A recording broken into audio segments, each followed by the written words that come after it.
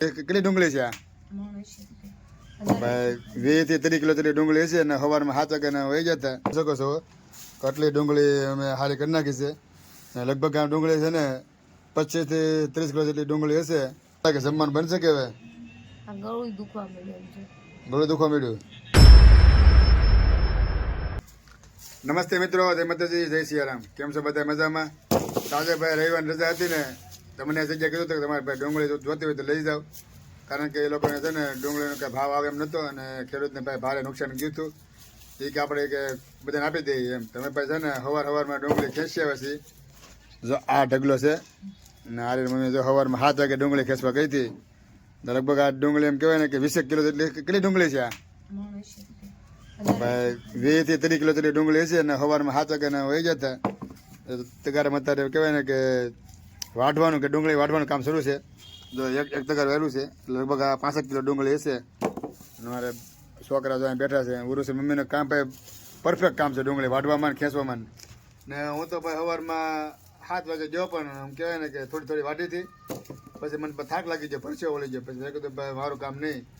પછી મેં તો ભાઈ ડુંગળીના કહેવાય ને કે ઓલા કોથળા ભરીને મેં ફેરા મારી દીધા ને ફેરા મારીને પછી તો એટલી ડુંગળી આવી છે. હવે કદાચ 5 મહિને હાલે તો હાલે. કેટલા મહિને હાલશે?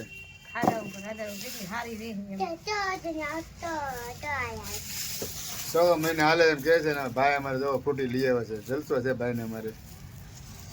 આ ડુંગળી વાટવામાં કેટલો ટાઈમ લાગી જાય? આપણે સાંજ સુધીમાં થઈ જશે.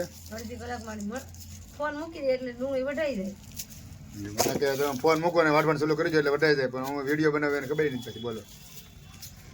ભલે બનાવો પાછા હું બનાવવાનું શરૂ છે મારે. તો ભાઈ હાલો હું કડે છે ને ડુંગળી વટાવા લાગુ ને પાછી ખીજાય મને કે ડુંગળી વાટતા નથી. તો ફાઇનલી ભાઈ ડુંગળીને બધી રિપેર કરી નાખી છે અને 3 કલાક પછી તમે જોઈ શકો છો કેટલી ડુંગળી અમે હારી કરી નાખી છે. ને લગભગ આ ડુંગળી છે ને 25 થી 30 કિલો જેટલી ડુંગળી હશે. બાકી જો એટલો કચરો નીકળી ગયો છે અને અડધો નાખ્યો છે, અડધો અહીંયા પીડ્યો છે. આવી રીતના ભાઈ ડુંગળીનું રિપેર કરી નાખ્યું છે. તો બધું કામ બધું બાકી છે કરવાનું. હા તો ઉર્વશી મમ્મી ઊભી છે, ઉર્વશી અને અમારે ધ્રુવી બેન રમવા રોજ આવે છે અહીંયા. ને અમારા ભાઈ જો અહીંયા બેઠો છે.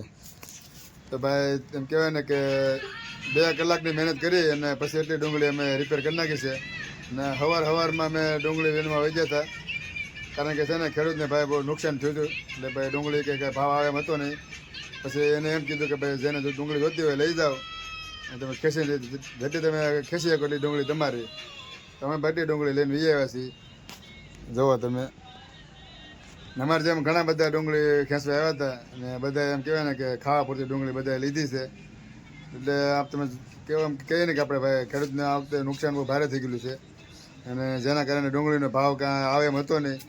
પછી એને લોકોને એમ કહેવાય ને કે જે ડુંગળી આપી દીધી છે એવી રીતની છે ભાઈ. જો આ ડુંગળી ભાઈ શું તારું કેવું ભાઈ? ડુંગળી થાકી ગઈ તો ભાઈ ડુંગળી કાપીને થાકી ગયા છે, કારણ કે સવારમાં 7 વાગ્યાને વહી જતા તારા કેટલા 8:30 જેવું થઈ ગયું છે. તારે મહેનત કામ બધું પૂરું થયું છે એટલે થાકી જાય એવું છે ભાઈ. તો કેમ લાગે જમવાનું બનશે કે હવે? ગળું દુખવા મળ્યું તો ભાઈ ગળું દુખવા મળ્યું છે અને થોડીક મજા બગડી ગઈ છે. કાંઈ વાંધો નહીં, પણ હવે